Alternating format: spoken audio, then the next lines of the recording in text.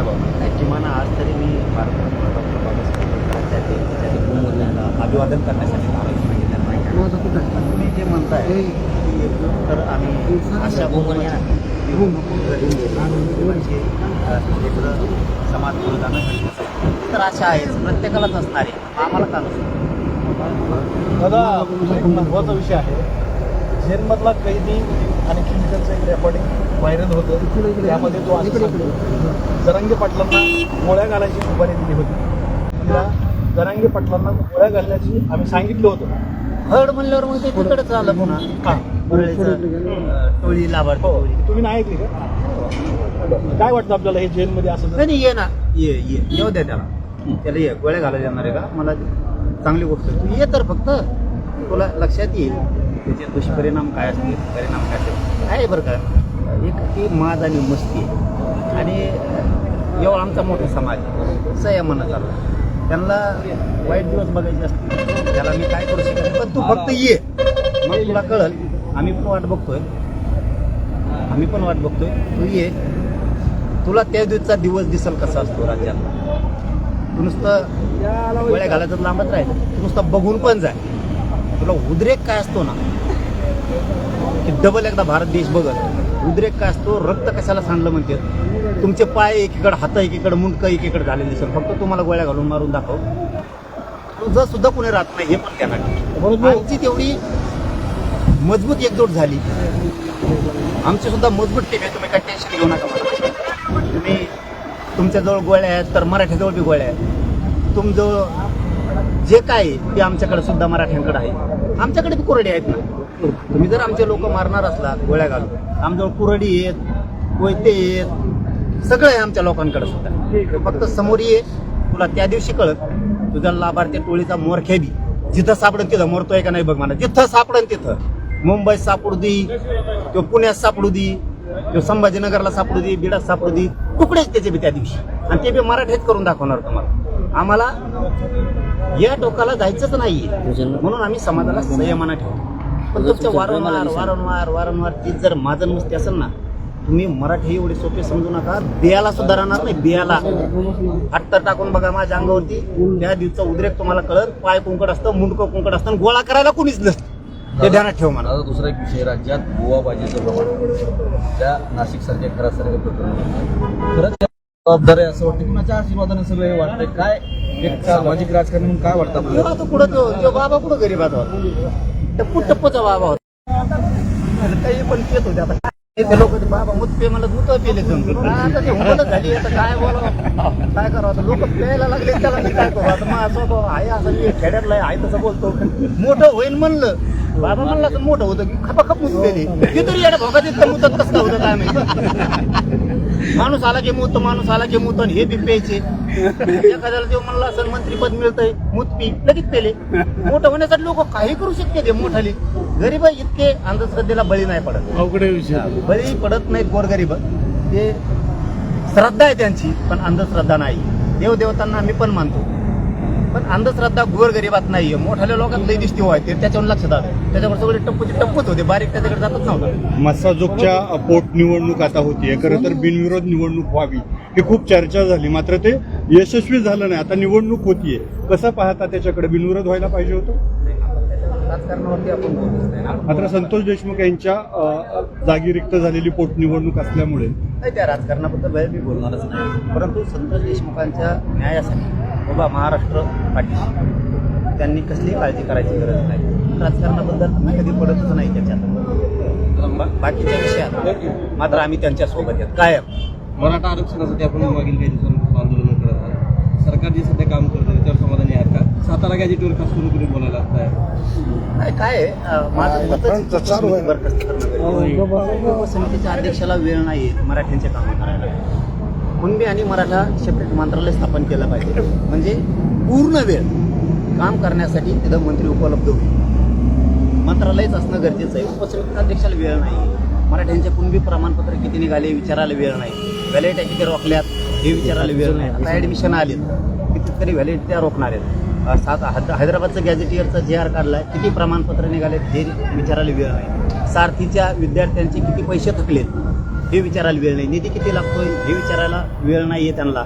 आणि उपसमिती त्यासाठी असते. मराठा उपसमिती मंत्रिमंडळाची म्हणजे मराठ्यांचे प्रश्न सोडवण्यासाठी. आर्थिक विकास महामंडळानुसार पाटलांच्या काय लागतंय, परतावे पोरांचे थांबलेत का, एलवाय सुरू आहेत का नाहीत, नवीन नवीन सारथीला योजना कोणत्या होत्या, बंद कोणत्या पडल्यात, आपण ओबीसीच्या धर्तीवरती योजना देऊ शकतोय का सारथी मार्फत मराठा समाजाला, हे सगळं बघणं गरजेचं आहे. AWS मधून किती पोरं थांबलेत, ते उपोषणला बसलेत आझाद मैदानला, कित्येक तरी त्या अंगणवाडी सेविकांचा विषय राहिलाय. हे उपसमिती काय करते कळत नाहीये. देशाच्या आणि जगाच्या नकाशावरून मराठा साम्राज्याचा नकाशा गेलाय. मग उपसमितीचं नेमकं काम काय हेच आम्हाला कळत नाहीये. सातारा संस्थांचा अहवाल घ्यायचा आहे कधी आणि सातारा संस्थांचा JR काढायचा आहे कधी हे उपसमितीला कळत नाहीये का?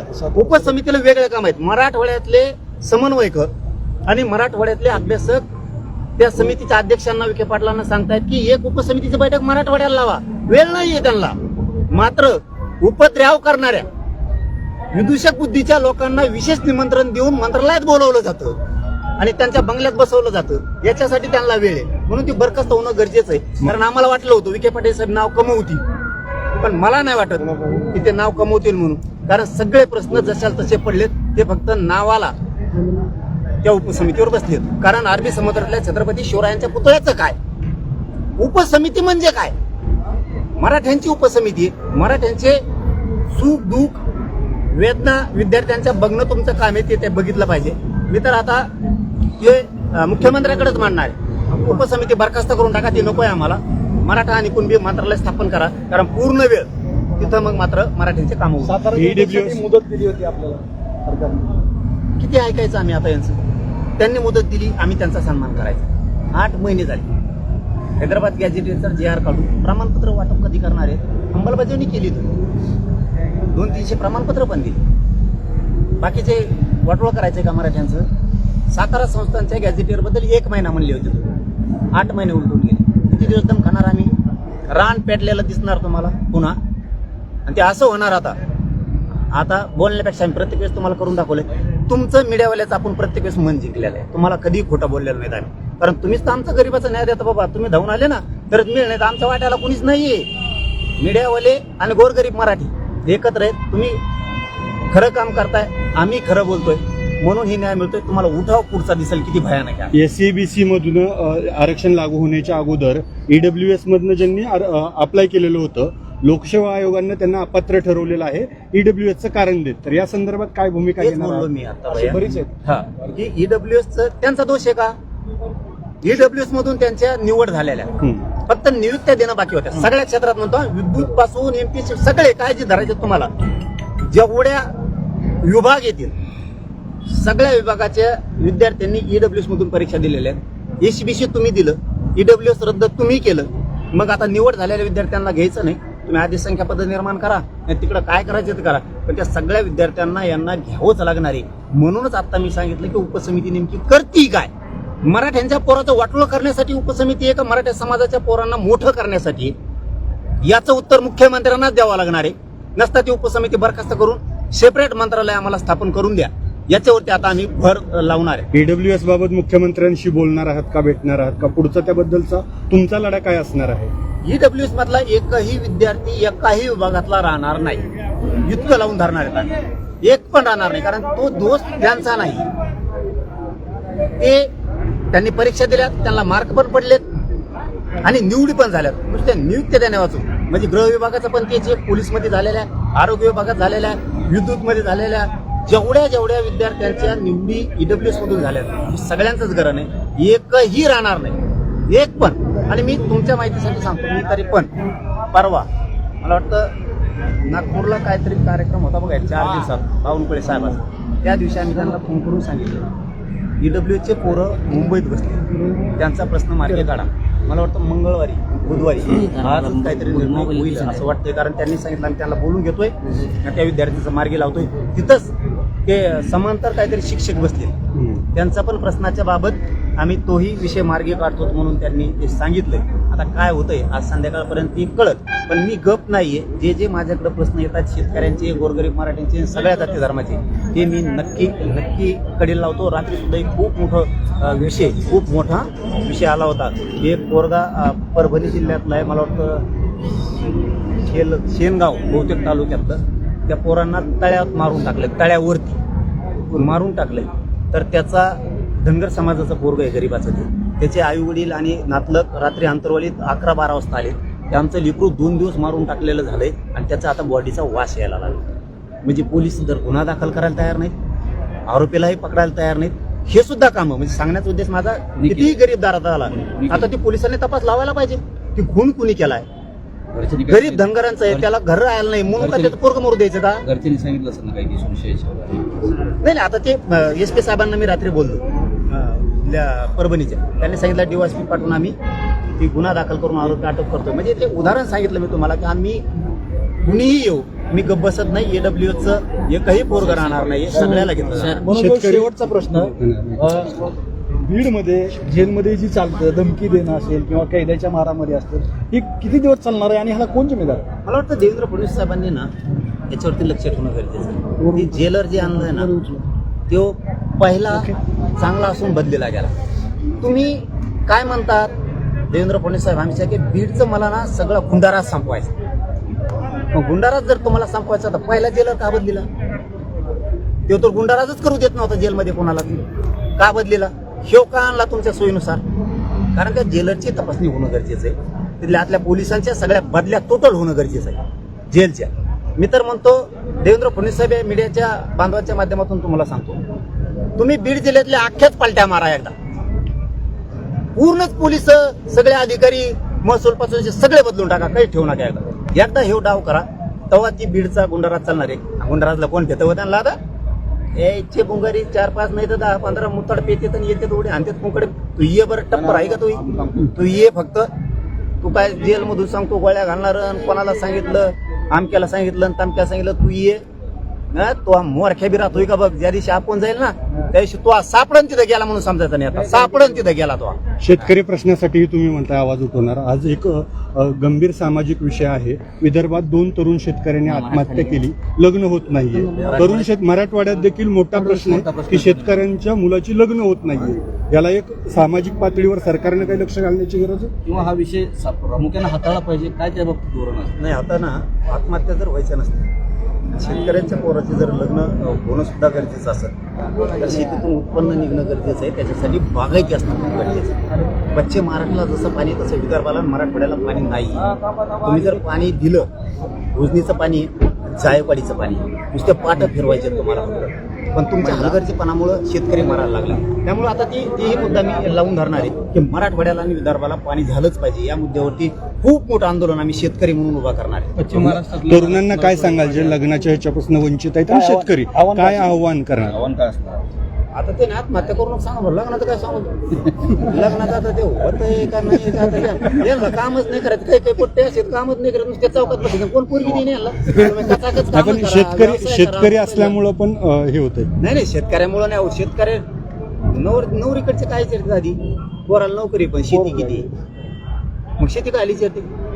कसं आपण शिकलं पाहिजे, आपण आळशीपणा सोडला पाहिजे. आपण शेती कसायची, कष्ट करायची. शेतीत पण लय पैसा आहे. तुम्ही त्याला जोडधंदा दुधाचा टाका, एखादा दुसरा एक व्यवसाय टाका, शेतीचा व्यवसाय. तुम्ही कंपनीत नोकऱ्याला जा, नोकऱ्या लागत नाहीत तोवर कष्ट करा. ट्रॅक्टर घ्या, ते लोक ते नांगरटे लहाना. तुम्ही टेम्पो घ्या, ती चालतो. तुम्ही ट्रक घ्या, ती लाईनवर चालवा. आता ह्या नाही चालत. आळशीपणा फक्त पोरांनी सोडून द्यायचा. लग्न थांबतच नाही.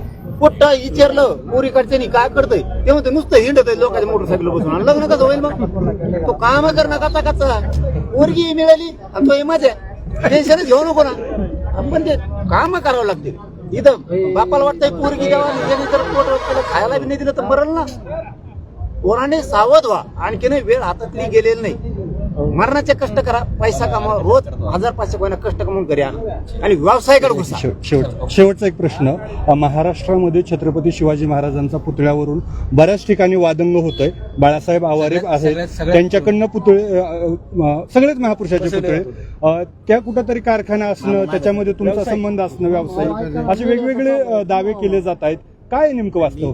मराठा समाजालाच नाही तर सगळ्याच जाती धर्माला जिथं वाद निर्माण होईल, वादंग होईल, अशा ठिकाणी पुतळे बसूच नका. आपल्या राजाच्या हक्कासाठी आपला राजा आपल्यासाठी रक्त सांडलाय.